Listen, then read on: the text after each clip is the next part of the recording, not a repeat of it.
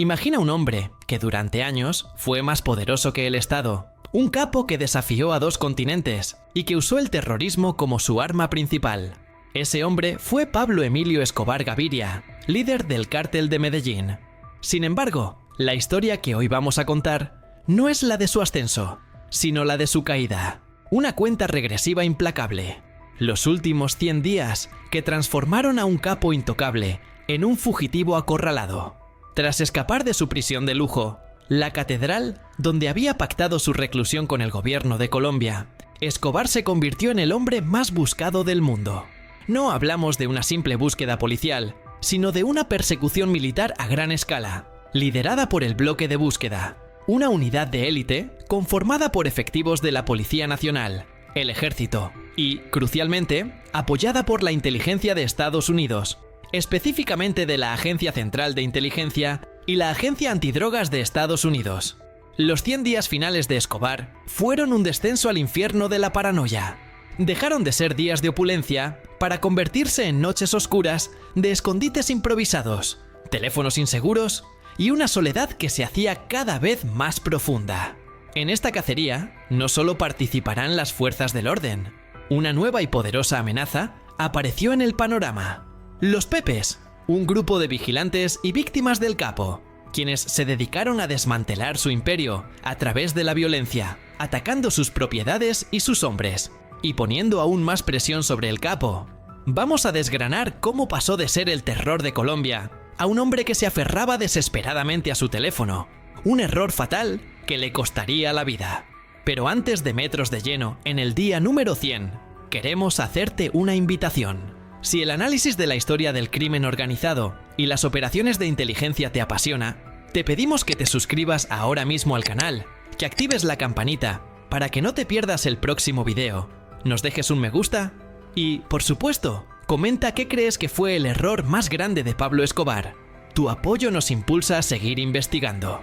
El punto de partida de nuestra historia es el día 100 antes de su muerte, justo después de su fuga de la catedral, en el año 1992. El gobierno de Colombia, humillado por la burla de Escobar, reactivó y fortaleció el bloque de búsqueda, con la orden de capturarlo o abatirlo.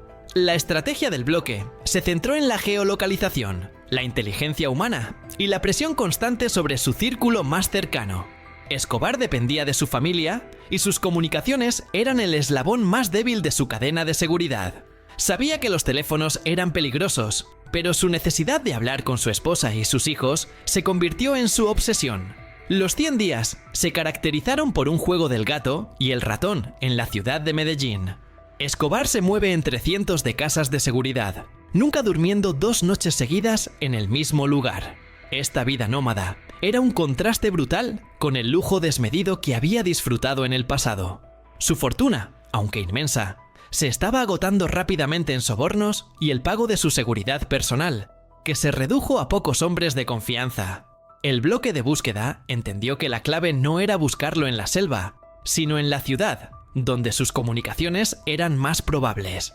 Mientras tanto, los Pepes, cuyo nombre significaba perseguidos por Pablo Escobar, intensificaron su campaña de terror contra la infraestructura del cártel de Medellín. Los Pepes eran una coalición de viejos enemigos, antiguos socios traicionados y paramilitares que querían reclamar el territorio de Escobar. Sus acciones no tenían límites legales. Asesinaban a sus contadores, sus abogados, ya cualquiera que estuviera remotamente conectado con el capo.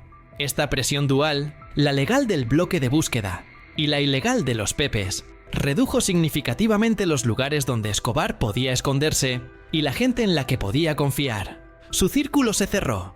Alrededor del día 50 de nuestra cuenta regresiva, la situación se volvió insostenible. Escobar estaba aislado. Los ataques de los Pepes habían diezmado su base de apoyo y el bloque de búsqueda había mejorado su tecnología de rastreo de comunicaciones. Las antenas triangulaban sus llamadas con una precisión cada vez mayor. En lugar de usar la radio o un mensajero, Escobar seguía recurriendo al teléfono móvil, un riesgo de que cualquier otro capo habría evitado. Pero la desesperación por saber de su familia era más fuerte que su instinto de supervivencia.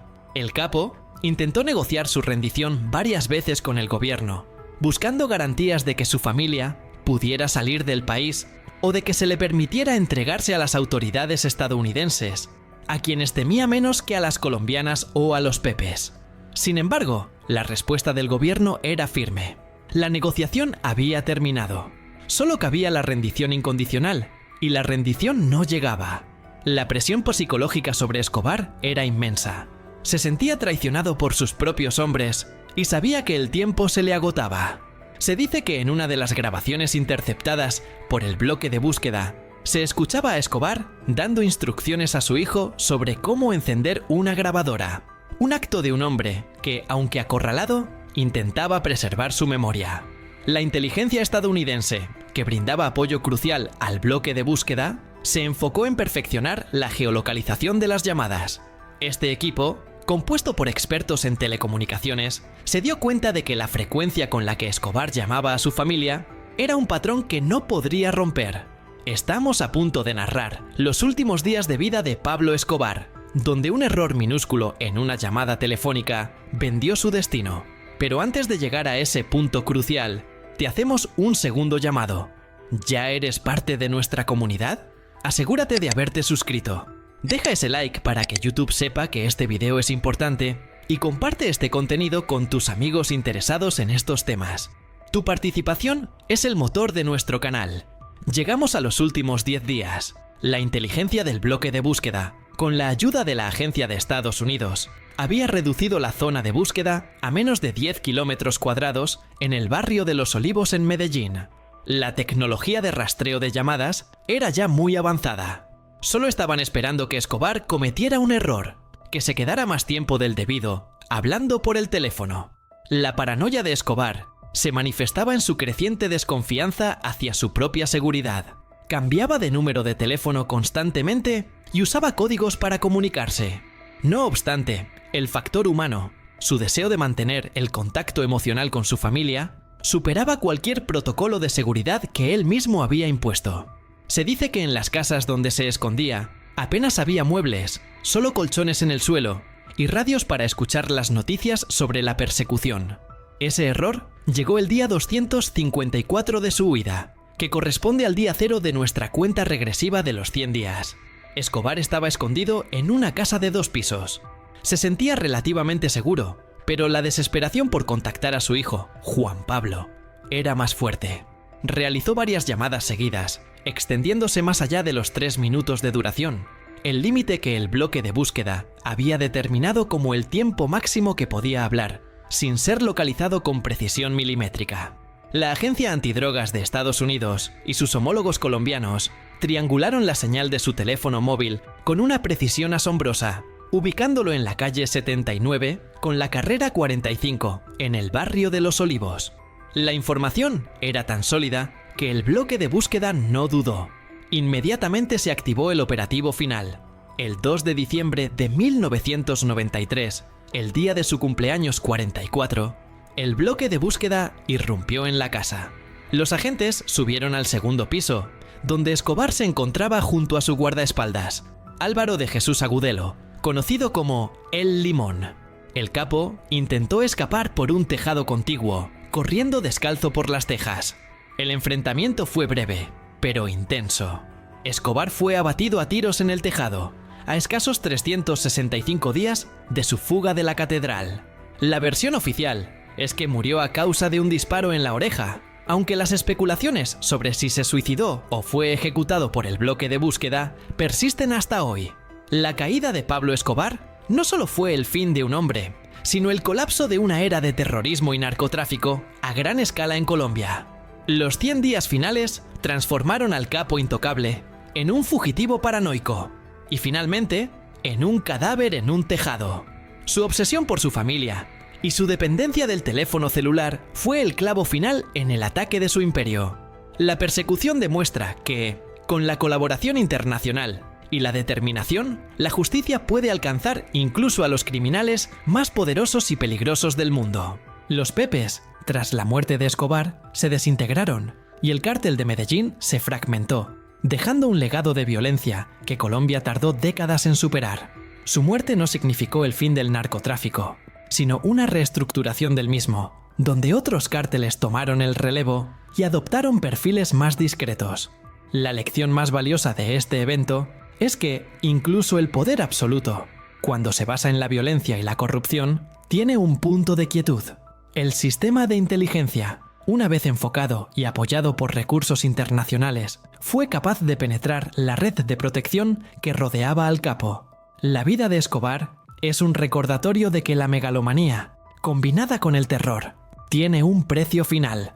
Su legado sigue siendo un objeto de estudio para agencias de seguridad en todo el mundo, no solo como un caso de éxito en una persecución, sino como un ejemplo de cómo una persona puede llegar a desafiar la soberanía de un estado.